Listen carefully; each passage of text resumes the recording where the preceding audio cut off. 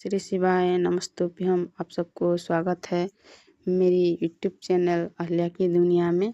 और आज हम एक सुंदर सी कहानी सुनेंगे भगवान विष्णु और एक सच्चे भक्त की। आप इस कथा को अंत तक जरूर सुनिएगा। एक गांव में भोला नाम का एक गरीब ब्राह्मण रहता था। उसे शास्त्रों का बहुत ज्ञान था। उसके पास गांव का कोई व्यक्ति कुछ पूछने आता था तो वो उसकी परेशानी का उपाय बता देता था। एक दिन उसकी पत्नी सुधा ने कहा, सुनो जी, आप जो सबको उपाय बताते रहते हो, यह सब लोगों को मूर्ख बनाते हो या इस सब में कोई सच्चाई भी है? भोला, तुम मेरी धर्मपत्नी होकर मेरी शिक्षा पर प्रश्न चिन्ह लगा रही हो। मेरी बात कभी झूठी नहीं होती। तो फिर अपने लिए कोई उपाय क्यों नहीं करते? तुम्हें दिखाई नहीं दे रहा है हम कितने गरीब हैं? भोला, अमीरी गरीबी की माया तो मेरे श्रीहरि जाने, लेकिन एक बात है, उन्होंने आज तक हमें भूखा सोने नहीं दिया। तो भोला की पत्नी बोली, एक दिन ऐसा भी आएगा कि गांव में आपको कोई नहीं पूछेगा, तब भूखा ही सोना पड़ेगा। उसी तरह भोला भगवान विष्णु की भक्ति में लीन रहकर गुजर बसर कर रहा था। तभी एक दिन उसके पास एक सेठ जी आए। उन्होंने कहा, सेठ जी बोले, भोला, मेरे पास बहुत पैसा है, लेकिन सुख भोगने के लिए संतान नहीं है। मेरा क्या कसूर है जो मुझे संतान का सुख प्राप्त नहीं हो रहा है? भोला बोला, सेठ जी, आपके पिछले जन्म के कर्म के कारण आपके घर में संतान नहीं है। पिछले जन्म में आप एक शिकारी थे। आपने एक चिड़िया को मार दिया था।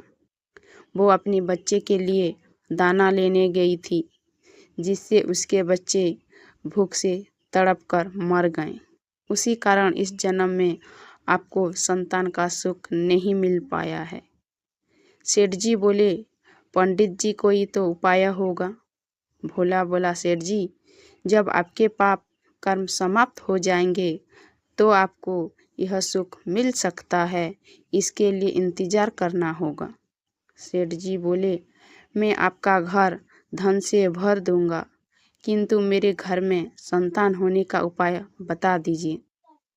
यह सुनकर भोला को गुस्सा आ गया। उसने कहा, तुम मुझे धन से खरीदना चाहते हो? चली जाओ यहाँ से। उसके जाने के बाद सुधा ने कहा, सुधा, जब वो सेठ धन देने को तैयार था तो तुम्हें क्या हो गया था? उसे उल्टा सीधा कुछ भी उपाय बता देते।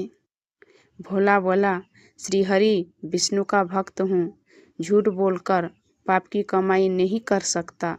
यदि तुम्हें मेरे साथ रहना है तो रहो, नहीं तो चली जाओ यहाँ से। यह सुनकर सुधा को बहुत गुस्सा आया, लेकिन वो कुछ नहीं बोली और चुपचाप अपने घर के कामों में लग गई। जिस दिन से वो सेठ जी गए, उस दिन से गांव वालों ने भोला के पास आना बंद कर दिया, क्योंकि सेठ जी ने पूरे गांव में जाकर कहा कि वो तो लोगों को मूर्ख बनाकर पैसा ठगता है। ऐसी बातों को सुनकर गांव वाले भोला के विरोध करने लगे। कुछ समय के बाद भोला और सुधा की भूखे मरने की नौबत आ गई। तब सुधा ने कहा, मैंने तुम्हें कितना समझाया, लेकिन तुम तो अपने विष्णु भगवान के चक्कर में पड़े हो। अब जब हम जिंदा ही नहीं रहेंगे तो भगवान जी की पूजा कैसे करेंगे? कुछ और दिन बीत गए। अब दोनों से उठा बैठा भी नहीं जा रहा था। वो दोनों अपने घर में लेटे हुए थे। सुधा बोली, लगता है मरने का समय आ गया है। अब भोला बोला, मुझे तो लगता है भगवान से मिलने का समय आ गया है। तू भी आखिरी समय में भगवान श्री हरि का ध्यान कर ले। भोला और सुधा दोनों श्री हरि भगवान विष्णु का ध्यान करने लगते हैं। उसी समय भगवान श्री हरि विष्णु उन्हें दर्शन देने के लिए प्रकट हो जाते हैं। भोला भगवान, अब तो हमारे अंदर इतनी भी हिम्मत नहीं है कि आपके श्री चरणों में प्रणाम कर सकें। अब तो आप हमें अपनी शरण में ले लीजिए। भगवान विष्णु कहने लगे, तुम मेरे ऐसे भक्त हो जो बिना किसी लालच के मेरी भक्ति कर रहे हो। इस कारण तुम्हें इसी संसार में रहकर धर्म की शिक्षा देनी है। तभी भगवान विष्णु की कृपा से भोला और सुधा दोनों पूर्ण रूप से ठीक हो जाते हैं। दोनों को भगवान विष्णु आशीर्वाद देते हैं। विष्णु जी कहते हैं, मेरी कृपा से तुम्हें अन्न धन की कभी कमी नहीं होगी। आज से तुम्हारा केवल मेरी भक्ति करना है। ऐसा कहकर भगवान श्री हरि अंतर्धान हो गए। आपको इस कथा कैसी लगी कमेंट में ज़रूर बताइए, और पहली बार चैनल पर आए हैं तो चैनल को सब्सक्राइब कर दीजिए। हर हर महादेव।